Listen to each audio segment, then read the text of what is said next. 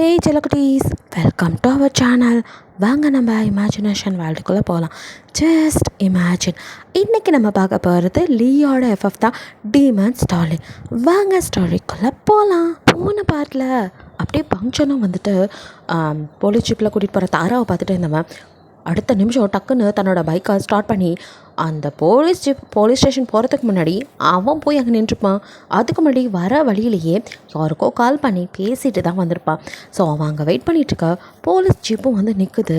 உள்ளேருந்து பொண்ணுங்களெல்லாம் அழைச்சிட்டு வந்துட்டு லேடி கான்ஸ்டபிள் உள்ளே கூட்டிகிட்டு போகிறாங்க. அப்போ அப்படியே தாரா அழுதுட்டு நிற்க, அவளை வாமா நீ மட்டும் எங்கே நிற்கிற அப்படிங்கிற மாதிரி கையை பிடிச்சி எடுத்துட்டு வர. அதை கரெக்டாக பங்க்ஷன்னு பார்த்துட்டு டக்குன்னு இந்த பக்கம் தாராவோட கையை அவன் பிடிக்கிறான். அந்த லேடி கான்ஸ்டபிளோ, என்ன தம்பி விடுங்க அப்படின்னு மாதிரி சொல்லிட்டு இருக்க. முடியாது, நீ என் தாரா அப்படிப்பட்ட வேலை, அவள் உள்ளே வரமாட்டான். அடா யார்ப்பா நீ அப்படிங்கிற மாதிரி அந்த மாதிரி பார்த்துட்ருக்கா. இப்போது ஜென்ஸ் கான்ஸ்டபிள் வந்து, யார்ப்பா நீ, என்ன இங்கே பிரச்சனை, விடு, அந்த பொண்ணு மாட்டியிருக்கு, இதெல்லாம் எது பேசினாலும் நீ எங்கள் சப் இன்ஸ்பெக்டர்கிட்ட பேசிக்கோ அப்படின்னு சொல்லிட்டு அந்த ஆளை வந்துட்டு அசால்ட்டாக பேச. அப்படிலாம் விட முடியாது, இது என் தாரா தப்பானவ கிடையாது, அவள் போலீஸ் ஸ்டேஷனுக்குள்ளெல்லாம் வரமாட்டா அப்படின்னு சொல்லிட்டு அவனும் விடாப்படியாக நிற்க. அப்போ இந்த சவுண்டு கேட்டேன் சப் இன்ஸ்பெக்டரும் அப்படி ஜீப்லேருந்து இறங்கி, நே அங்கே பிரச்சனை அப்படின்ட்டு அந்த ஆள் உள்ளே வரான். வந்தவனோ, நையா எனக்கு என்ன வேணும் அப்படின்னு ஃபங்க்ஷனை பார்க்க. சார், என் தாரா ரொம்ப நல்லவ, அவள் நீங்கள் ஏதோ தப்பாக மிஸ் அண்டர்ஸ்டாண்டிங் பண்ணி கூட்டிகிட்டு வரீங்க, அவள் அந்த மாதிரி பொண்ணு இல்லை அப்படிங்கிற மாதிரி அவன் சொல்ல. ஆமாம், ரோட்டில் நின்றுட்டு போகிற வரவனுங்களாம் கூப்பிட்டா அவள் அந்த மாதிரி பொண்ணு இல்லையா, என்ன நீ அவளோட கிராக்கியா, ரெண்டு பேரும் ஒன்றா சேர்ந்து ஜோடி எவ்வளோ போகிறீங்களா அப்படிங்கிற மாதிரி இருந்தாலும் கொஞ்சம் ஓவராக பேச. சார் அப்படின்னு சொல்லிட்டு அவனுக்கு தன்னை பேசுனதை விட தாராவை பேசுனது ஏற்றுக்கவும் இல்லை. உனக்கு அடிக்கணும் போல கோவம் வருது. நான் போலீஸுக்குனால அடக்கி நிற்க இருந்தாலோ, என்னடா என்கிட்டே கத்துற, அவ்வளோ பெரிய ஆளா நீ, கையடுறா இப்போ விட போறியா இல்லையா அப்படின்னு சொல்லிட்டு முடியாது அப்படின்னு பங்க்ஷன் கையை பிடிச்சிட்டு நிற்க. ஒன்று அடிட்டு அந்த ஆள் அடிக்க கை வாங்க. அப்போ கரெக்டாக what the hell are you doing, what's going on here அப்படின்னு கேட்டுட்டு அப்படியே அவனுக்கு மேலே ஒரு ஆள் இருப்பான்ல, வேறு யார், நம்ம சங்பின் தான். ஆல்ரெடி வந்துட்டு ஃபிலிக்ஸுக்கு ஒரு ப்ராப்ளம் தப்போ வந்திருப்பான், சரி தெரியுமா. ஸோ இப்போயும் பங்க்ஷனும் அவனை தான் கூப்பிட்டுருப்பான். பிகாஸ் அவன் 3 பேரும் ஒன்றா படித்தவங்க தான், ரொம்ப க்ளோஸ் ஃப்ரெண்டு. ஸோ அவன் அப்படியே வந்து நிற்க, சார் நீங்களா அப்படின்னு அந்த ஆள் பதறான். எல்லோரும் அப்படியே சங்வினுக்கு சல்யூட் அடிக்கிறாங்க. சங்வின் பார்வையோ அப்படியே அந்த சப் இன்ஸ்பெக்டர் மேலே தான் இருக்கு. என்ன நடந்துச்சு அப்படின்னு சொல்லிட்டு அவன் கொஞ்சம் கோவமாக கேட்க, அது சார் அப்படின்ட்டு அவனும் மெதுவாக வந்து அவன் காதில் எது சொல்ல, அறிவில்லை, படித்து தானே நேரத்துக்கு வந்திருக்கீங்க, கேம்லாம் நடந்துக்கிறீங்க, பொதுமக்களுக்கு நம்ம வந்து எந்த தொந்தரவும் இல்லாமல் பார்த்துக்கிறதுக்கு தான் இருக்கோம், அவங்களுக்கு நம்மளே தொந்தரவாக இருக்கக்கூடாது, எவனாவது எதாவது சொன்னால் உடனே நல்ல குடும்பத்தை பொண்ணெல்லாம் கூப்பிட்டு இப்படி தான் கேஸ் போட்டு உள்ளே தள்ளுறதா, தேவையில்லாத வேலையெல்லாம் பார்த்துட்டு இருக்காதீங்க, போய் கேஸ் போட்டு உள்ளே தள்ளுறீங்க அப்படின்னு சொல்லிட்டு இதுக்கே அவங்க மேலே நான் ஆக்ஷன் எடுக்கலாம். சார் அது அந்த பொண்ணை அனுப்பிவிடுங்க ஆனிட்ட, பங்க்ஷன் நீ அந்த பொண்ணை கூட்டிகிட்டு போ அப்படின்னு சொல்ல. பங்க்ஷன், மச்சான் என்ன நடக்குது, என்ன சொன்னார் அவர் அப்படின்னு கேட்க. அது ஒன்றும் மச்சான், நான் அப்புறம் சொல்கிறேன். இல்லை மச்சான், என்ன நடந்துச்சு நான் தெரிஞ்சுக்கணும் அப்படின்னு அப்பயும் உங்கள் தாராவோட கையை அவன் விடாமல் பிடிச்சிட்டு அப்படியே சங்மின் கிட்ட கேட்க. சங்மினோ, அது மச்சான் பொண்ணு ரோட்டில் நின்றுட்டு இருந்திருக்கு, அப்போ அந்த பக்கம் கவுன்சிலரோட பையன் போயிருக்கான், பொண்ணுக்கிட்ட கொஞ்சம் சில்மிஷம் பண்ணியிருப்பான் நம்மளுக்கு, அவள் சிறப்பை கட்டி அடிச்சிருக்கா. அது மட்டும் இல்லை, அந்த பொண்ணு ரொம்ப நல்ல பொண்ணுன்னு நினைக்கிறேன், அதான் அந்த நாயை சிறப்பால் அடித்து காரி துப்பி அனுப்பி விட்ருக்கு. அந்த நாய்க்கு அதான் இந்த பொண்ணை பழி வாங்கணும் அப்படின்ட்டு இப்படி போய் கேஸ் போட்டு உள்ள தலை சொல்லி அந்த நாய் தன்னோட படுக்கைக்கு வர வைக்க ட்ரை பண்ணியிருக்கு. அவ்வளோதான். பங்க்ஷன் இது கேட்டதும் செம்ம கடுப்பாயிடுறான். என்ன மச்சான் இவ்வளோ அநியாயம் நடக்குது நாட்டில், அது எப்படா ஒரு பொண்ணுக்கு பிடிக்கல அப்படின்னா அந்த ராஸ்களை அப்படி தான் பண்ணுவா. அந்த நாய் என்ன பண்ணுச்சோ அதான் அவள் கோவத்தில் பண்ணியிருக்கா, அதுக்கு ஒரு பொண்ணுன்னு கூட பார்க்காம இப்படி. ஆமாம், பிடிக்கலாண்டாலும் படுக்கைக்கு கூப்பிட்டா போகணும், இல்லையா அவளை ஒன்றும் கொண்டுருவானுங்க, இல்லை இந்த மாதிரி ஏதாவது ஒன்று பண்ணுவானுங்க. நாட்டில் பெண்களுக்கு பாதுகாப்பே இல்லை மச்சான், நம்ம தான் உஷாராக இருக்கணும் அப்படிங்கிற மாதிரி சங்மின் சொல்ல. என்னால் இதை தாங்கிக்கவே முடியலடா, நாடே நாசமாக போயிட்டுருக்கு, இல்லை நம்ம மட்டும் நான் விதி விலக்கா, நம்மளால் முடிஞ்ச அளவுக்கு நல்லது பண்ண முடியும், அவ்வளோதான், கண்ணுக்கு தெரியாமல் எவ்வளவோ இன்னும் நடந்துட்டுருக்கு மச்சான். சரி நீ கிளம்பு, நான் உங்ககிட்ட அப்புறமா வந்து பேசுகிறேன், எனக்கு கொஞ்சம் உள்ள வேலை இருக்குது அப்படின்னு சங்மின் உள்ளே போயிடுறான். அப்படியே பங்க்ஷனோ கையை விடவே இல்லை. தாராவை பைக் வரையும் கூட்டிகிட்டு வர. அவள் எந்த ஒரு வார்த்தையும் பேசலாம், அவனை நிமிர்ந்து கூட பார்க்கல. அவளுக்கு அவ்வளோ அவமானமாக இருக்கும்ல. ஸோ அப்படியே குனிஞ்சதால் நிமிராமல் அவன் நின்றுட்டே இருக்கா. அப்படியே இருக்கா, அவனுக்கும் புரியுது. ஸோ அவன் அப்படியே பைக்கில் ஏறிட்ட திரும்பி பார்க்க தாரா மெதுவாக ஏறி பின்னாடி உட்காந்தவ அப்படியே வந்துட்டு ஏதோ ஒரு இறுகுன முகமாக அப்படியே இருக்கா. அவனுக்கு ஒரு மாதிரி கஷ்டமாக இருக்குது. ஸோ வந்துட்டு பைக்கை ஸ்டார்ட் பண்ணி போக்க அப்போ மெதுவாக தாராவோட கை ஃபங்க்ஷன் மேலே வைக்கிறா. அவனும் அவள் கையை ஆறுதலாக தட்டி கொடுக்குறான். ஒன்றும் இல்லை, நான் இருக்கேன் அப்படிங்கிற மாதிரி அந்த ஆறுதல் கிடைச்சதும் அவ்வளோதான். கொஞ்சம் தூரம் போனதும் பைக்கு அப்படியே ஃபங்க்ஷன் மேலே சாஞ்சி கதறி கதறி அலறா. முதுகில் அவளோட கண்ணீர் அந்த அளவுக்கு நினைக்கிற மாதிரி அப்படி அலறா. அவளுக்கு அவ்வளோ கஷ்டமாக இருக்குது, எவ்வளோ அவமானம் இருக்கும். இவன் வரலன்னா தன்னோட நிலைமை என்ன ஆயிருக்கும் நினைக்க நினைக்க வலிக்குது. அப்படி கதறா. அவனுக்கு புரியுது ஃபங்க்ஷன் அவள் அலட்டும், மனசு அப்போ தான் நிம்மதியாக இருக்கும்ட்டு அவனும் கையை மட்டும் அழுத்தி பிடிச்சிட்டு ஒன்றும் இல்லை அப்படிங்கிறத தவிர வேறு எதுவுமே சொல்லலை. அவளை அளவிட்டு அப்படியே அமைதியாக வந்துட்டு பைக்கை ஒரு பக்கம் நிறுத்திடுறான். ஒரு மணி நேரம் அழுதுக்கப்புறம் அவளை வந்துட்டு கண்ணை தொடச்சிக்கவும் அப்படியே வந்துட்டு அங்கேருந்து கிளம்பி ஒன்றும் இல்லை அப்படிங்கிற மாதிரி கூட்டிகிட்டு வரான். ஸோ அவங்க வீட்டு வாசலில் வந்து நிறுத்துறான், அதாவது கைராவோட வீட்டு வாசலில். பட் அங்கேயே அவங்க அப்பா அப்படியே உட்காந்துட்டுருக்க. இவள் தாராவுக்கோ அப்பா அப்படின்ட்டு இப்போ நடந்த விஷயத்துக்கு அப்பாவை பார்த்ததும் கொஞ்சம் ஆறுதலாக இருக்கும் அப்படின்னு சொல்லிட்டு அவ்வளோ அப்பா அப்படின்னு அழுதுட்டு அப்படியே அவர்கிட்ட ஓட, அந்த மனுஷனும் அப்படியே வந்துட்டு இந்த பழைய படத்தில் வருவாங்களா ஐயெல்லாம் எப்படி இருப்பாங்க, ஸோ அதே மாதிரி தான் பொண்ணுலாம் போட்டுட்டு ஆள் பார்க்கறதுக்கும் அப்படியே கம்பீரமாக இருக்கார். எழுந்து அப்படியே நின்னவர் அவளை அப்படியே ஒரு முறைச்சி நில்லு அங்கேயே அப்படியே நில்லு அப்படிங்கிறாரு. அவ்வளோ அப்பா அப்படின்னு தார ஆரம்பிக்க, நோக்கு நான் அப்பனும் இல்லை, எனக்கு நீ மகளும் இல்லை, என் பொண்ணு செத்துட்டா, நான் தலைமுழுகிட்டேன். என்னைக்கு நீ விபச்சார கேஸில் அங்கே போலீஸ் ஸ்டேஷன் வரைக்கும் போயிட்டு வந்தியோ, இதுக்கப்புறம் நோக்கும் எனக்கும் ஒன்றும் இல்லைன்னு ஆயிடுச்சு, நம்ம உறவு அத்து போச்சு, அவ்வளோதான், இங்கேருந்து போயிரு அப்படின்னு அந்த ஆள் கத்த. அவ்வளோதான். தாராக்கா அதிர்ச்சினா இங்கே ஃபங்க்ஷனுக்கு அதுக்கு மேலே நான் மனுஷன்டா நீ அப்படிங்கிற மாதிரி இருக்குது. இங்கே வேலை முடிஞ்சு வரும்போது அப்படியே வந்துட்டு ஃபிலிக்ஸ் அவங்கள பிக்கப் பண்ணிக்கிறான். பிகாஸ் லீக் வந்து கொஞ்சம் ஒர்க் இருக்குது அப்படின்னு சொன்னனால அவங்கள வந்துட்டு ஃபிலிக்ஸ் நான் வீட்டுக்கு இப்போ கூட்டிகிட்டு போகிறேன் அப்படிங்கிற மாதிரி அவங்கள கூட்டிகிட்டு வந்திருப்பான். நீங்கள் ஃபிலிக்ஸோட வீட்டுக்குள்ளே வந்ததும் அப்படியே அவங்கள சாரா பார்க்குறா. பார்த்ததுமே ஹாப்பி ஆயிரா. ஹே ஹீரா வா வா வா அப்படின்னு கூட்டிகிட்டு போய் சோஃபாவில் அப்படியே உட்காராச்சு. எப்படி இருக்கா, நல்லா இருக்கா அப்படிங்கிற மாதிரி விசாரிக்க. என்ன நீ ரொம்ப டயர்டாக இருக்கீங்க அப்படின்னு அவளும் கேட்க. இங்கே ரெண்டு பேர்த்தையும் அப்படியே பார்த்துக்கிட்டே ஃபிலிக்ஸும் அப்படியே ஆப்போசிட் சோஃபாவில் உட்காந்துட்ருக்கான். சாராவும் உங்கள் கையை பிடிச்சிட்டு ஆமாப்பா ஒரே டயர்டு, ஏன் கேட்குற, இன்றைக்கி காலையிலேருந்து ஒரே வேலை, அண்ணா வேற சிக்கன் பிரியாணி வேணும்னு கேட்டார், என் பெருசாக கேட்டு செய்யாமல் இருக்க முடியுமா, அது சரி அப்படின்னு ஃபிலிக்ஸோ அப்படியே பார்த்துட்ருக்கா. நீங்கள் கூட ஆணு வாய்ப்பழந்து அடிக்கிற மாதிரி பார்த்துட்ருக்கீங்க. அதான் அவருக்காக சிக்கன் வாங்கி சமைச்சி அதை எடுத்து அவருக்கு கொடுத்து விட்டு அதுக்கப்புறம் கிச்சனில் உள்ள பாத்திரத்தெல்லாம் கழுவி அப்புறம் மறைக்க வேண்டியதெல்லாம் மறைச்சி எதை அதை வச்சு அது துடைக்க வேண்டியதெல்லாம் துடைச்சி கிச்சனை க்ளீன் பண்ணி அப்படின்னு சாரா சொல்லிட்டு அப்படியே சைடாக ஃபிலிக்ஸை பார்க்க அவனும் கூட என்னது இது அப்படிங்கிற மாதிரி அவளை சந்தேகமாக உருன்னு பார்த்துட்ருக்கான். எப்பா எவ்வளோ வேலை தெரியுமா, முதுகெலும்பே வளைஞ்சிரும் போல், அவ்வளோ வேலைப்பா ஒரே நாளில், இந்த பொண்ணுங்களாம் பொறுக்கிறதே ரொம்ப கஷ்டம் அப்படிங்கிற மாதிரி சாரா அப்படியே விட்டு போட்டுட்ருக்கா. நீங்களோ அப்படியா நீங்கள் சமைச்சிங்களா, அதுவும் சிக்கன் பிரியாணியா, உங்களுக்கு சமைக்கலாம் தெரியுமா அப்படிங்கிற மாதிரி நீங்கள் கேட்டுட்ருக்கீங்க ரொம்ப அப்பாவியா. சாராவோ ஏன் நான் சமைக்க மாட்டேன், நான் சூப்பராக சமைச்சேன், சந்தேகமாக இருந்தால் உங்கள் அண்ணனே கேட்டுப்பாரு, அவருக்கு கூட அனுப்பேன், சாப்பிட்ருப்பாரே அப்படின்னு பீலாவாக அவுத்து விட்டுட்டுருக்க. மேடம் அப்படின்னு ஒரு சவுண்டு. வேறு யாரும் இல்லை, மத்தியானம் டெலிவரி கொண்டு வந்து கொடுத்துருப்பான்ல அந்த சிக்கன் பிரியாணி அவனே தான். பிகாஸ் சாராவோ கிறுக்கு பிடிச்ச பயவில் ரேட்டிங்கில் வந்து அவனுக்கு 1 ஸ்டார் தான் போட்டிருக்கோம். என்ன மேடம் இப்படி பண்ணி வச்சுருக்கீங்க, உங்களுக்காக எவ்வளோ அவசரமாக வந்து கொடுத்துட்டு போனேன், ஆனால் நீங்கள் ஒரே 1 ஸ்டார் கொடுத்துருக்கீங்க, 5 ஸ்டார் போடுங்க மேடம் அப்படின்ட்டு அவனும் அதை கேட்குவாங்க. இங்கே சாராவுக்கோ சுத்தம் சொல்லி முடிஞ்சு அப்படின்னு இருக்குது. இதோ நானும் வரேன் அப்படிங்கிற மாதிரி செக்யூரிட்டியோ, மேடம் இது என்ன நம்ம வீட்டு குக்கர் மாதிரி இருக்குது, ஆனால் என்ன பக்கத்துக்கு ஈரான்லேருந்து குண்டு விழுந்த மாதிரி இருக்குது, இதை வந்து நீங்கள் போட்டிங்க போல இருக்குது வெளியில், குப்பைக்காரன் இதை தூக்கிட்டு பார்த்தான், நான் தான் எங்கள் மேடம் வந்து சண்டை போட்டு வாங்கிட்டு வந்தேன், நம்மளோட தானே மேடம் கன்ஃபார்ம் பண்ணிட்டீங்கன்னா நல்லாயிருக்கும் அப்படின்னு அவன் வேறு தீஞ்சு போன குக்கரை வேறு தூக்கிட்டு வந்திருக்கேன், நாசமாக போச்சு அப்படின்னு சொல்லிட்டு இதுக்கு மேலே நின்னா அவ்வளோதான் அப்படின்ட்டு அப்படியே மயங்கிரிடி சாரா அப்படின்ட்டு அவ்வளோ அப்படியே மயங்கிற மாதிரி டொப்புன்னு விழுக. இங்கே நீங்கள் பயந்துடுறீங்க அண்ணி அப்படின்னு சொல்லிட்டு அப்படியே வந்துட்டு நீங்கள் அவளை பிடிச்சி அப்படியே பெட்டிலெல்லாம் படுக்க வச்சிட்ருக்க. இங்கே வந்துட்டு அப்படியே ஃபிலிக்ஸோ அவங்களெல்லாம் உனக்கு என்னப்பா 5 ஸ்டாரா வரும் போ அப்படின்ட்டு செக்யூரிட்டி அதை குப்பையிலே போடுங்க அப்படின்னு அவரே அனுப்பிச்சி விட்டுட்டு அப்படியே இந்த பக்கம் திரும்பி கையை கட்டி அப்படியே பார்த்துட்ருக்கான் சாராவை. அப்போ நீங்கள் தான் பதறிட்டுருக்கீங்க, அண்ணா அன்றைக்கி என்னாச்சத்தில் மயக்கிட்டாங்க, நான் போய் தண்ணி எடுத்துகிட்டு வரேன் அப்படின்ட்டு நீங்கள் ஓட பார்க்க அப்படின்னு கையை பிடிச்சவனோ அப்படின்ட்டு அவனுக்கு தான் தெரியுமே சாராவை பற்றி, அவன் பாப்பாவை பற்றி அவனுக்கு தெரியாது. அவனும் அவ்வளோ அங்கே பார் அப்படிங்கிற மாதிரி கண்ணால் மட்டும் ஜாட காட்டேன். என்ன அப்படிங்கிற மாதிரி நீங்களும் பார்க்குறீங்க. பார்த்தா உங்களுக்கே சிரிப்பு வருது. பிகாஸ் இவ்வளோ நேரமாக சாராவோ பர்ஃபார்மன்ஸை போட்டுட்ருப்பா மயங்கின மாதிரி அப்படியே படுத்திருந்தவளோ இன்னும் எழுந்திரிக்காமல் உள்ளுக்குள்ளே கருமொழி மட்டும் அப்படியே இங்கேயும் அங்கேயும் ஓடுறது நல்லா தெரியுது. ஸோ ஹெவி பர்ஃபார்மன்ஸை போட்டுட்ருக்கா. ஃபிலிக்ஸோ அது செல்லம், இது சாதாரண மயக்கம் இல்லைம்மா, ரொம்ப ஆழ்ந்த மயக்கத்துக்கு போயிட்டா வன்னி. சாதாரண மயக்கம்னா தான் நீ சொன்ன மாதிரி தண்ணி தெளிச்சா மயக்கம் தெளிக்கும். ஆனால் இது ஹெவி மயக்கம்.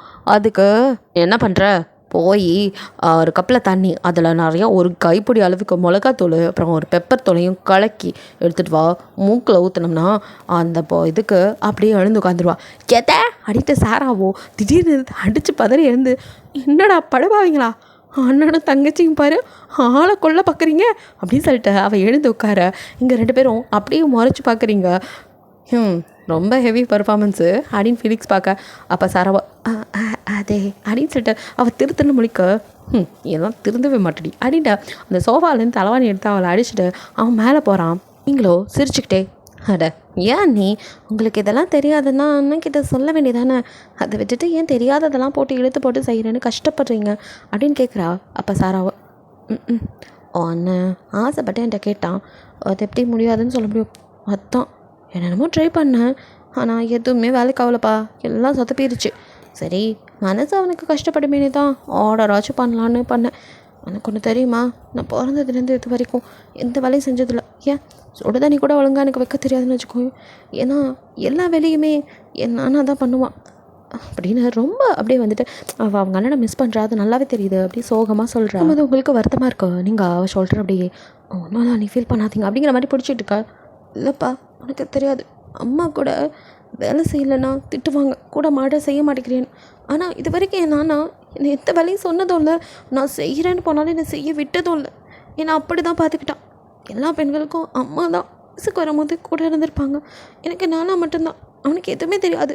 இருந்தாலும் எல்லார்ட்டையும் கேட்டு கேட்டு அந்த மாதிரி டயத்தில் என்னெல்லாம் பண்ணணும்னு எனக்காக என் ஸ்ட்ரென்த்துக்காக முட்டை இந்த உழுந்து கழின்னு ஏதேதோ பண்ணி எனக்கு கொடுத்து என்னை என்றைக்குமே பசின்னு சொல்ல வச்சதே இல்லை. எனக்கு பசின்னு நினைக்கிறதுக்குள்ளேயே தட்டில் சாப்பாட்டோடு வந்து என் முன்னாடி நிற்பான். என் நானா இல்லாமல் என் வாழ்க்கை அப்படி ஆயிடுச்சு. என் நானா இல்லாத வாழ்க்கை எனக்கு ரொம்ப கஷ்டமாக இருக்குப்பா. இப்படி என்ன அப்படி ஒரு ராஜகுமாரி மாதிரி தாங்கன்னு தாங்கினான். ஆனால் இன்றைக்கி என் நானாவே என்கிட்ட பேசுகிறதும் இல்லை, ஒதுக்கி வச்சுட்டான் அப்படின்னு சொல்லிட்டு அவளால் தாங்க முடியல. அப்படியே கதறி அலறா. ஐயோ அழாதீங்க நீ அப்படின்ட்டு. நீங்களோ நானா உங்களுக்கு அவ்வளோ பிடிக்குமா, என்ன பிடிக்குமா, அவள் என் உயிரே அவன் தான்ப்பா, அவன் வாழ்க்கையே நான் தானே, எல்லாமே எனக்காக அவன் செஞ்சவன எனக்கு எப்படி பிடிக்காமல் இருக்கும். என் நானா எனக்கு அவ்வளோ பிடிக்கும். என் நானா என்னை வந்து பார்க்கக்கூட இல்லை, எனக்கு அதுதான் வருத்தமாக இருக்குது. பார்க்கலாம் எத்தனை நாளைக்குன்னு. நிஜமா என் நானாவல என்கிட்ட இவ்வளோ நாள் கோவம்லாம் காட்ட முடியாது. கண்டிப்பாக அவனே ஒரு நாள் என்கிட்ட வருவான் அப்படின்னு சொல்லிட்டு அப்படியே அழகா. அப்போ நீங்களும் ஏன் அவர் தான் உங்களை வந்து பார்க்கணுன்னு என்ன, நீங்களும் போய் அவரை பார்க்கலாமே அப்படின்னு கேட்குறீங்க. இந்த மூஞ்சை வச்சுக்கிட்டு நான் போய் என் நானாவை பார்க்க முடியும்? நான் தான் அது சிராட்டி பாராட்டி என்னை வளர்த்தோம். நான் அது வெக்கப்பட்டு கோணி குறுகி நிற்கிற மாதிரி ஒரு வேலையை, கேவலமான வேலையை பார்த்து வச்சுட்டேனே. என்னால் என் நானாவை பார்க்கக்கூட முடியல. அது என்னை பார்த்தா ரொம்ப வேதனைப்படும். பரவாயில்ல, இந்த தண்டனை நான் ஏற்றுக்கிறேன். கொஞ்ச நாள் தான், என் நானா என்னை மன்னிச்சிடும். அது வரைக்கும் இதெல்லாம் நான் அனுபவிச்சு தான் ஆகணும் அப்படின்னு சாரா ரொம்ப ஃபீல் பண்ணி பேசிகிட்டு இருக்கா. நீங்களோ இவ்வளோ ஃபீல் பண்ணுறீங்க, உங்கள் நானாவை ரொம்ப மிஸ் பண்ணுறீங்கல்ல? ஆமாம், ரொம்ப ரொம்ப மிஸ் பண்ணுறேன். ஏதோ ஆள் இல்லாத தனி தீவில் மாட்டிக்கிட்ட மாதிரி இருக்குது. ரொம்ப கஷ்டமாக இருக்குது. எத்தனை பேர் சுற்றி இருந்தாலும் என் நானா இருக்கிற மாதிரி வராது. அவன் இல்லாதது எனக்கு வேதனையாக இருக்குது. இப்போ தான் அப்பா அம்மா இல்லாமல் தனியாக அனாதையாக இருக்க மாதிரி ஒரு ஃபீல் ஆகுது. அப்பா அம்மா இல்லைன்னு கூட இது நாள் வரைக்கும் நான் ஃபீல் பண்ணதில்லை. என் நானா இல்லாகும் போது தான் என்னால் அதை தாங்கிக்க முடியல. யாருமே எனக்கு இல்லாத மாதிரி ரொம்ப கஷ்டமாக இருக்குது அப்படின்னு சாரா அப்படியே வந்துட்டு நீங்களோ சரி எல்லாம் சரியாயிரும், ஃபீல் பண்ணிகிட்டே இருக்காதீங்க அண்ணி, ஒரு நாள் உங்கள் லைஃப்பும் மாறும், சந்தோஷமாக இருங்க அப்படின்னு சொல்லிட்டு இருக்கீங்க. இப்போது வந்துட்டு அண்ணே சாராவோ எதை நானும் இவ்வளோ நேரம் கவனிக்கல, நீ என்ன திடீர்னு அண்ணின்ட்டு, இந்த அண்ணி பண்ணிலாம் வேணாம், உனக்கு எனக்கும் ஒரே ஏஜ் தான், 2 பேரும் நேம் சொல்லி கூப்பிட்டுக்கலாம். அப்போ சரி அப்படின்ட்டு நீங்கள் சரி சாரா அப்படிங்க. அப்படி சொல்லுமா, கொஞ்ச நேரத்தில் என்னையும் பயமுடுத்துட்ட, நான் வேறு ஃபீலிங்கில் இருந்தனால அதை கவனிக்கலை, நீ பாட்டுக்கு அண்ணின்ட்டு எனக்கு ரொம்ப ஏஜ் ஆன மாதிரி ஃபீல் ஆகுது, அப்படிலாம் கூப்பிடாத, நீ நார்மலாகவே பேசு அப்படின்னு சொல்லிகிட்ருக்கா. நீங்களும் சரிப்பா நான் அப்படி கூப்பிடல அப்படின்ட்டு சொல்லிட்டு பேசிகிட்டு இருக்கீங்க. 2 பேரும் இயல்பா அப்புறம் ஜாலியாக பேசிகிட்டு இருக்க. அதில் அப்படியே ஃபிலிக்ஸும் வந்து ஐக்கியமாயிரான். 3 பேருக்கு வந்து ஜாலியாக அரட்டை அடிச்சுட்டு அதுக்கப்புறம் ஃபிலிக்ஸோ சரி டைம் ஆயிடுச்சு அவன் மூசிட்டு புருஷன் வந்துடுவான் வா கூட்டிகிட்டு போகிறேன் நான் அப்படிங்க மாதிரிக்கா சரி சரி சும்மா சொன்னேன் சரி நீ ஜாக்கிரதையாரு அப்படின்னு சொல்லிட்டு சாராட்ட சொல்லிட்டு உங்களை அங்கேன்னு கேட்டுறான். சாரா வந்துட்டு உங்களுக்கு பாய் சொல்ல நீங்கள் பாய் போயிட்டு வரேன் அப்படின்னு சொல்லிட்டு நீங்களும் கிளம்புறீங்க. ஸோ காரில் வந்துட்டு இருக்கும்போது அண்ணா எதுக்குண்ணா இப்படி போட்டு அவங்கள கஷ்டப்படுத்துகிற என்ன பண்ணேன் அப்படிங்கிறான். உனக்கு நல்லா தெரியும் சாராவுக்கு சமைக்கலாம் தெரியாது அப்படின்னு. அப்படி தெரிஞ்சும் எதுக்கு நீ அவங்கள போட்டு இன்றைக்கி இத்தனை வேலை வாங்கியிருக்க பாவம் சொல்லும் போதே அவங்க அண்ணனை நினச்சி அழ ஆரம்பிச்சிட்டாங்க. அவங்க ரொம்ப பாவம்ண்ணா எப்படி இருந்தவங்க இப்போ எப்படி இருக்காங்க பார்க்கவே பாவமாக இருக்குது. இப்படிலாம் பண்ணாதண்ணா நீயும் சேர்ந்து டார்ச்சர் பண்ணால் அவங்க என்ன பண்ணுவாங்க எவ்வளோ ஃபீல் பண்ணாங்க தெரியுமா அப்படின்னு சொல்லிட்டு நீங்கள் சொல்லிட்டு இருக்க. அப்போ ஃபிலிக்ஸோ அப்படியே உங்கள் பக்கம் பார்த்து எனக்கு தெரியாதா என் பொண்டாட்டியை பற்றி அவள் எப்படி துருன்னு இருந்தவன்னு தெரிஞ்சு தான் எல்லாம் பண்ணுறேன் எதே அப்படியே நீங்கள் பார்க்குறீங்க. அவள் எப்போவுமே ஹாப்பியாக ஜாலியாக இருந்தவள். நான் அவள் லைஃப்பில் வந்ததுக்கப்புறம் தான் இப்படி ஆகிட்டா. அவள் எப்போவுமே அவள் அண்ணன் நினச்சி ஃபீல் பண்ணிகிட்டே இருக்கா. அதுதான் நல்லா பார்த்துக்கிட்டு இருக்க முடியல.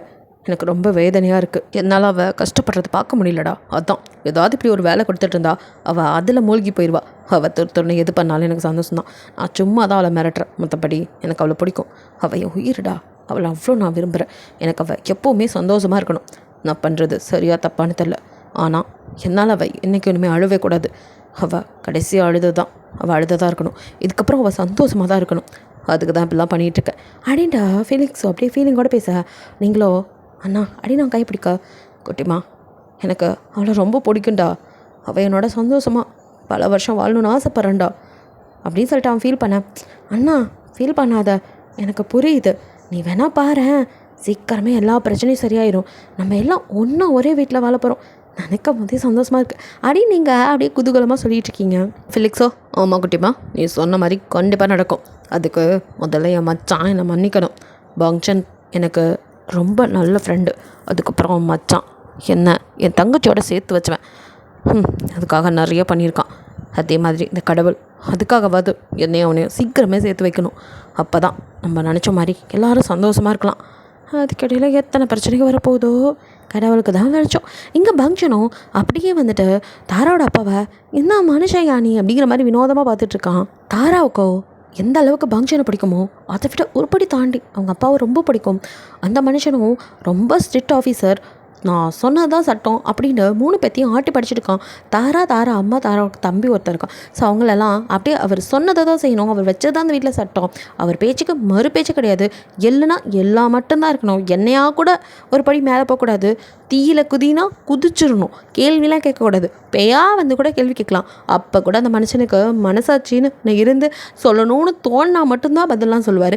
மற்றபடி அவர் யாருக்கும் அடங்கி போகிறவரோ இல்லை யாரை பற்றி யோசிக்கிறவரோ கிடையாது. அவர் தன்னோட வழியில் கரெக்டாக இருப்பார். அவர்கிட்ட எல்லாரும் அடங்கி போய் தான் இருக்கணும். இப்படி தான் தாரா ஒரு அடிமை சாசனம் எழுதி தராத அடிமையாக தான் வந்துட்டு மகளாக இல்லை அடிமை மாதிரி அப்படி வந்துட்டு அவர்கிட்ட இருந்திருப்பா. அப்படி இருந்துமே அந்த தகப்பனை அவளுக்கு ரொம்ப பிடிக்கும். இப்படிலாம் கட்டுப்பாட்டில் இருந்த பொண்ணு அப்படி வந்து எப்படி தாண்டி வந்து பங்க்ஷனை லவ் பண்ணாங்கிறதா பெரிய உலக அதிசயத்தின் மகா அதிசயம். யார் அவள் இவ்வளோ நேரம் பெய் அறிஞ்ச மாதிரி நின்னவளோ. அப்பா என்னப்பா பேசுகிறேன்? எதுவாக இருந்தாலும் ஆற்றுக்குள்ள கூட்டிகிட்டு போய் பேசுங்கப்பா. இப்படி எல்லாரும் மனையும் வச்சு பேசாதீங்கோ. நேக்கு ஒரு மாதிரி அவமானமாக இருக்குதுப்பா. நான் இந்த தப்பும் செய்யலைப்பா, என்னை நம்புங்கப்பா அப்படின்னு தாரா அழுதுகிட்டே அவங்க அப்பா கையை பிடிக்க போக அப்புறம் சி அப்படின்னு சொல்லிட்டு அவளை என்னை தொடாதடி தள்ளிப்போ அப்படின்னு ஒரு தள்ளி விட அப்படியே அவள் தடுமாறி அப்படியே பங்க்ஷன் மேலே விழுக அவனும் அவளை பிடிச்சிக்கிறான். அப்படியே தாராவும் பங்க்ஷனும் பயந்து போய் அவரை பார்க்க பங்க்ஷனோ கோவத்தோட தாராவோ பயத்தில் அப்படியே 2 பேர் திருன்னு அவரை பார்க்க அவரோ அப்படியே முறைச்சி பெத்த வயிறை நன்னா குளிர வச்சுட்டடி. நான் இந்த ஊருக்கு வந்து இறங்குறப்போ பார்த்த கண்கொள்ளா காட்சி பெத்த பொண்ணை போலீஸ் ஜீப்பில் ஏற்றிட்டு போகிறது தான். அதை பார்த்ததுக்கப்புறமும் ஒரு தோப்பனார் உயிரோடு இருக்கிறேன்னா அதெல்லாம் என்னால் தாங்கிக்க முடியாமல் தாண்டி இருந்துகிட்ருக்கேன். ஏண்டி என்னை கொல்லணும்னு நினைக்கிறியா? இந்த மாதிரி ஒரு பொண்ணு பிறக்கணும்னு தெரிஞ்சிருந்தா உன்னை கருவிலேயே நான் அழிச்சிருப்பேன்டி. ஆறாவால் இந்த வார்த்தைகளெல்லாம் தாங்கிக்கவே இல்லை. தன்னோட அப்பா கூட தன்னை நம்பலின்னு. அப்பா தப்பாக புரிஞ்சிட்ருக்கேல்ப்பா. நான் சொல்கிறத செத்த கேளுங்கப்பா. நான் அப்படி தப்பெல்லாம் பண்ண மாட்டேன். உங்கள் வளர்ப்புப்பா. நான் என்ன போய் சந்தேகப்படலாமா அப்பா அப்படின்ட்டு கதறிக்கிட்டு இருக்கா. பட் அவரோ காதில் கூட வாங்காமல் தன்னோட அண்ணனை கத்தி கூப்பிட்றாரு. அண்ணா அப்படின்னு சொல்லிட்டு உள்ளேருந்து அவ கூப்பிட்டதும் கைராட அப்பா வெளியில் வேகமாக வராரு. இனிமேல் நம்ம ஆத்துக்கும் அவளுக்கும் எந்த இதுவும் கிடையாது. அவள் என் பொண்ணே கிடையாது. இந்த ஆற்றுக்கு இனிமேல் அவள் வரவே கூடாது. என் மூஞ்சில் கூட அவள் முழிக்கக்கூடாது. எனக்கு பிராணன் போனாலும் இவள் வரவே கூடாது. இவளை இங்கேருந்து இப்போவே போக சொல்லுங்கண்ணா அப்படின்னு சொல்லிட்டு அவர் கத்த. அப்புறம் கைரா அப்பாவோ, டே என்னடா பேசுகிற, அவன் நம்ம ஆற்று குழந்தடா, அவளை போய் சந்தேகப்படலாமா? நம்ம ஆற்றுக்குள்ளே வச்சு எதுனாலும் பேசிக்கலாம்டா, இப்படி அவசரப்படாதடா. என் குழந்தை எந்த தப்பும் பண்ணியிருக்காதுடா.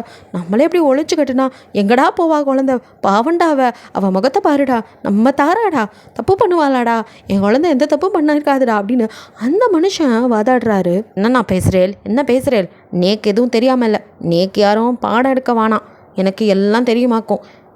ஒரு தப்பு பண்ணாத பொம்மநாட்டி தான் போலீஸ் ஸ்டேஷன் போயிட்டு வராளாக்கும். இலோகத்தில் எத்தனையோ பொம்மநாட்டி இருக்கா, அவளாம் இப்படி தான் போலீஸ் இடிச்சுட்டு போட்டுருக்காளா? இவளை மட்டும்தான் போலீஸ் ஈத்துண்டு போச்சு. என் கண்ணால் பார்த்தேன்.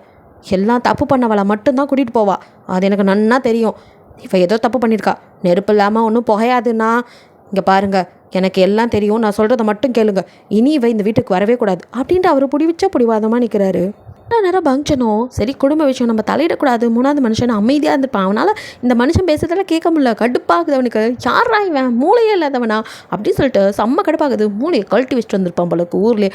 படுபாவி என்னென்ன வார்த்தையை விடுறான் அப்படின்ட்டு. சார் என்ன சார் பேசுகிறீங்க, அவள் உங்கள் பொண்ணு, நீங்களே நம்பலான்னா எப்படி சார்? அவள் பாவம் சார், அப்போல்லாம் தப்பு பண்ணியிருப்பான்னு நீங்கள் எப்படி சார் நம்பலாம்? உங்கள் பொண்ணு மேலே உங்களுக்கே, உங்கள் வளர்ப்பு மேலே உங்களுக்கே நம்பிக்கலையா அப்படின்னு பங்க்ஷனும் வந்துட்டு அவருக்கு புரியணுங்கிறதுக்காக எடுத்து சொல்ல. அந்த மனுஷன் தான் சொந்த தம்பி சொல்கிறதே கேட்க மாட்டேங்கிறான், இதை மட்டும் எங்கே கேட்பான்? ஸோ அந்த அளவு கடுப்பாக்குறாரு. சாரி அண்ணன், நான் இவாளை இங்கேருந்து இப்போயே போக சொல்லுங்கண்ணா. என் வீட்டு மனுஷா பேசினாலே எனக்கு பிடிக்காது. இவா என்கிட்ட வந்து பேசிகிட்டு இருக்கா, யாரோ மூணாவது மனுஷா, அதெல்லாம் நான் கேட்கணுமா? நேக்கு இதெல்லாம் பிடிக்காது. இப்போவே என் கண்ணு முன்னாடி இவர் நிற்காமல் இங்கேருந்து போயிடணும்.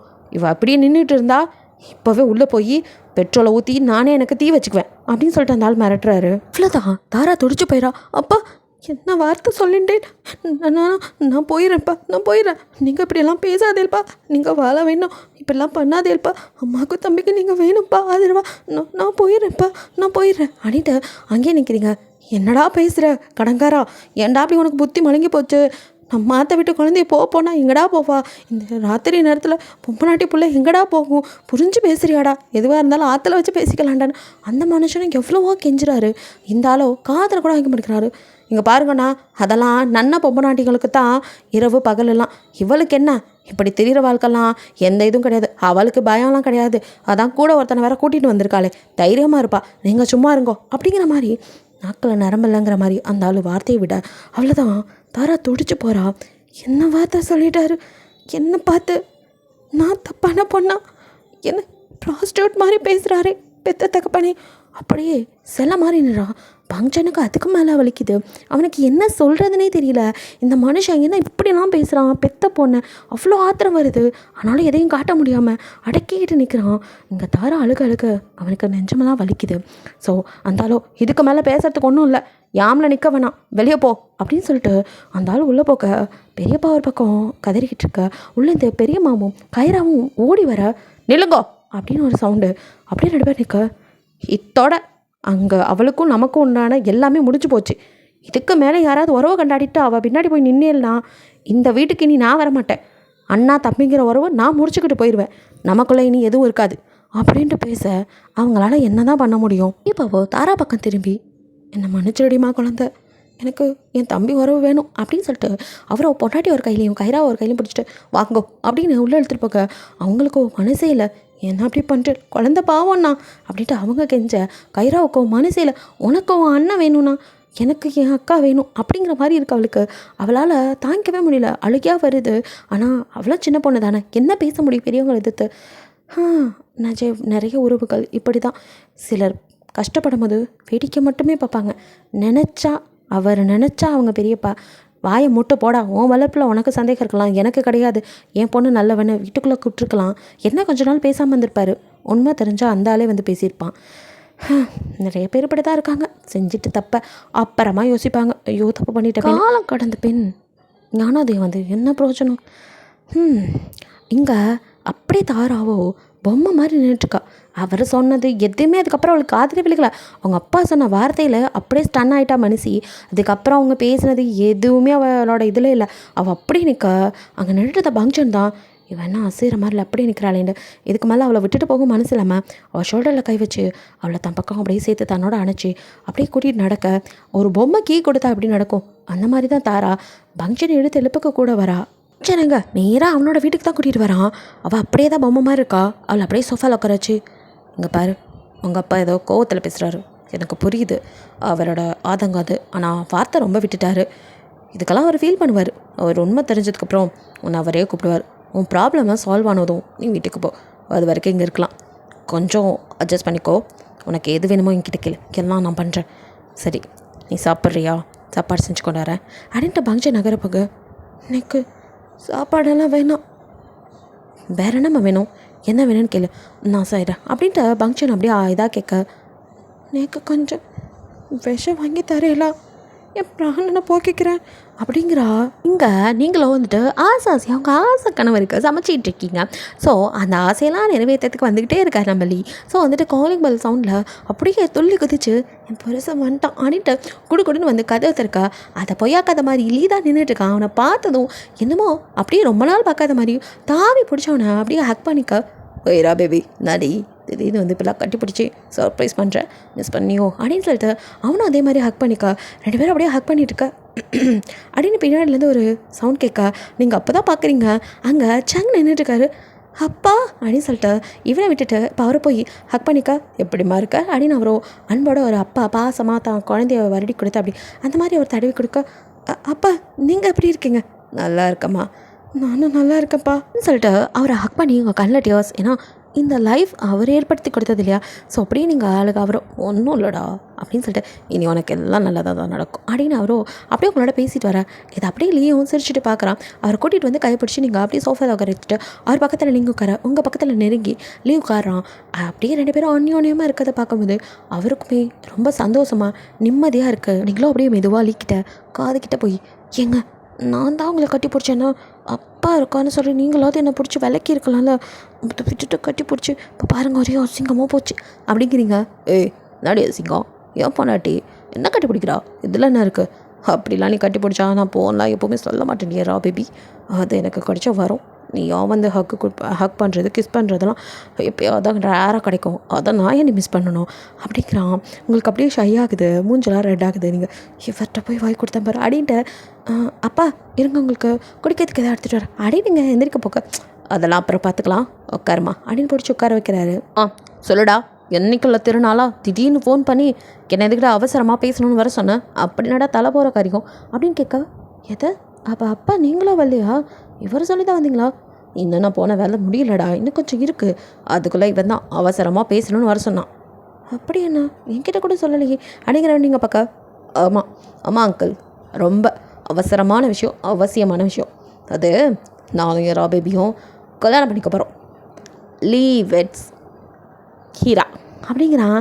நீங்களும் அப்படி ஷையா சந்தோஷமாக அவனை பார்க்க, இங்கே முழிக்கிறது என்னமோ சங்கு தான். அவருக்கு ஒன்றும் புரியல. என்னடா ஆல்ரெடி கல்யாணம் பண்ணி வச்சுட்டேன், மறுபடியும் கல்யாணம் பண்ண போகிறேன் நான், அவர் ஒன்றும் புரியாமல் முழிக்கிறாரு. அவருக்கு தான் இங்கே நடந்த சங்கதிலாம் தெரியாதே. ஃபிலிக்ஸோ உங்களை விட்டுட்டு வீட்டுக்கு வரா, நம்ம பைபிளையோ சாராவோ அப்படியே டிவியை போட்டுட்டு அப்படியே உட்காந்துட்டு அவளும் சேர்ந்து பாடிட்டுருக்கா. ஒரு சின்ன பையன் பார்க்கத்தான் பொடியன் அப்படின்னு நம்ம தலைவர் சின்சான் பாட்டை தான் அப்படியே பாடிட்டுருக்க. சத்தமாக டிவி ஒரு பக்கம் சின்சான் ஓடிட்டுருக்க, அவளும் சேர்ந்து பாடிட்டுருக்க. இவளை வச்சுக்கிட்டு அப்படின்ட்டு ஃபிலிக்ஸ் அவளை அப்படியே ஒரு மாதிரி பார்த்துட்டு அவனும் போய் அப்படியே கிச்சன்ட்டு தோசை சுட அந்த ஸ்மெல்லுக்கு, ஆஹா தோசை சுடுறியா பையா அப்படின்னு குடு சாரா ஓடி வந்து அப்படியே அவன் பின்னாடி நின்றுட்டு அப்படின்னு நெட்டி பார்க்குறா. அவன் தோசை அழகாக போட்டுட்ருக்க. வா தோசையை கூட இவ்வளோ சூப்பராக சொல்கிறீங்க பையா, அப்படியே எனக்கு ஒரு நெய் தோசை ஒரு முட்டை தோசை போட்டுக்கொடு அப்படின்னு சொல்லிகிட்ருக்கா. அப்போ அவனும் நான் நெய் சேர்த்துக்க மாட்டேன் அப்படிங்கிறான். ஆட பையா அந்த ரெண்டும் உனக்குல்ல, நெய் தோசையும் முட்டை தோசையும் எனக்கு கேட்டேன், எனக்கு போட்டுக்கொடு, உனக்கு வேணா சாதா தோசை போட்டுக்கோ, உனக்கு யாருப்பா சுட்டு தரேன்டா, உனக்கு எனக்கு சாப்பாடே கிடையாது பட்னி தான். எதை போய் சொன்னதுக்கு உனக்கு பனிஷ்மெண்ட். அதுக்கு பனிஷ்மெண்ட்டாக சாப்பாடலாம் முடியாது. இங்கே பாரு பையா இதெல்லாம் ரொம்ப மோசம். ஏய் போடி, உனக்கெல்லாம் எதுவும் கிடையாது அப்படிங்க. எதை போடணுமா? போக மாட்டேன், எதை பண்ணுவேன் அப்படின்ட்டு அங்கேயே நிற்கிறா.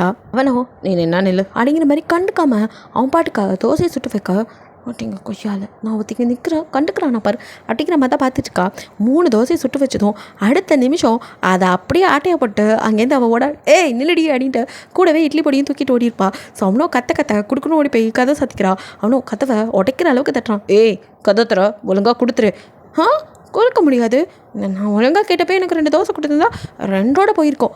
இப்போ 3 தோசை எனக்கு தான். இது கூட எனக்கு பத்தாது. அப்படியே ஒரு முட்டை தோசை எங்கே போய் போட்டு வா பார்க்கலாம். வாடி உன் வாயிலே போடுறேன். வரமாட்டேனே. வாய்ப்பில்லை ராஜா, வாய்ப்பே இல்லை. எவ்வளோ நேரம் உள்ளே இருப்ப, வெளியே வந்து தானே ஆகணும் அப்படிங்க. போடா என் சிப்ஸு, எவ்வளவோ பண்ணிட்டோம், இதை பண்ண மாட்டேவாங்கிற மாதிரி அவ்வளோ. அப்படியே தோசையை பிச்சு இட்லி பொடியில் வச்சு வாயில் வைக்க உப்பு கொஞ்சம் பத்தலை. அட முதவி ஒழுங்காக கூட சுடலை, உப்பே பத்தலை. உப்பு தானே வெள்ளவா போடுறேன். வாய்ப்பில்லை, நான் வெளியவே வரமாட்டேனே. எனக்கு நைட்டு ஃபுல்லாக உள்ளே இருந்துருவேன். போடா நான் வருவேன்ட்டு நீ உட்காந்து அங்கேயே வாசலில் எனக்கு வாட்ச்மேன் வேலை பாரு, ஆளையும் மண்டையும் பாரு. தோசை நல்லா தான் சுட்டிருக்கான், என்ன கொஞ்சம் உப்பு போட்டுக்கலாம், பரவாயில்ல அட்ஜஸ்ட் பண்ணிக்கிறேன். சாரா இன்னைக்கு உனக்கு வேட்டை தான் ஆடின்னு இருக்கா. இங்கே இவனும் ஏய் கதை தரடி ஒழுங்காக கொடுத்துரு போடா டே கத்திட்டே கடை அப்படின்ட்டு அவ்வளோ தண்டனை கொடுக்குறாரா. தண்டனை போடா வெங்காயம் அப்படின்னு சொல்லிட்டு சாராவோ நல்லா ஃபுல்லாக சாப்பிட்டுட்டு அப்பா அப்படின்னு இருக்கா. அவளுக்கு இப்போ தான் சுற்றி பார்க்குறா. அவள் தனியாக இருக்கா. அவளுக்கு இருட்டுனா பயமாச்சே. ஸோ ரூமில் அப்படியே இருட்டாக அவளுக்கு பயம் ஆரம்பிக்குது. ஐயோ பேச்சாடா பேசுனேன், ஓவராக பேசிட்டோமோ, ஐயோ இந்த வளர்ந்து கெட்ட வேறு போயிட்டான் போல இருக்கே அப்படின்ட்டு பயந்துட்டு இருக்கா. ஸோ கதவை திறக்கும் பயமாக இருக்குது. வெளியிலேருந்து ஃபிலிக்ஸ் என்ன பண்ணுவானோன்னு உள்ளே இருக்கா, அதுக்கு மேலே பயமாக இருக்குது. அப்படியே கர்டன்ஸ்லாம் ஆடுறது பார்க்கும்போது பேய் வாவான்னு கூப்பிட்ற மாதிரி இருக்கே கடவுளே அப்படின்ட்டு லைட் ஆஃப் பண்ணா கருகுமாக இருக்குது. இன்னும் பயமாக இருக்குது. கட்டில் சேர்லாம் வந்து கை கால் முடிஞ்சு நடந்து வர மாதிரி இருக்குது. ஆத்தி பயமாக இருக்கே அப்படின்னு சொல்லிட்டு பெட்ஷீட் எடுத்து தலையோடு பொத்திக்கிட்டு அப்படியே எழுந்து நிற்க அவள் பக்கத்தில் ஒரு உருவம் தெரிய பேய் அப்படின்னு கத்திட்டு ஓடுறா. இதோட இந்த பார்ட் முடியுது. நெக்ஸ்ட் பார்ட்டில் என்னென்னு பார்க்கலாம். பிடிச்சிருந்தா லைக் பண்ணுங்கள், ஷேர் பண்ணுங்கள், மறக்காமல் சப்ஸ்கிரைப் பண்ணுங்கள், அப்படியே கொஞ்சம் கமெண்ட் பண்ணிடுங்க. பாய், தேங்க்யூ ஃபார் வாட்சிங்.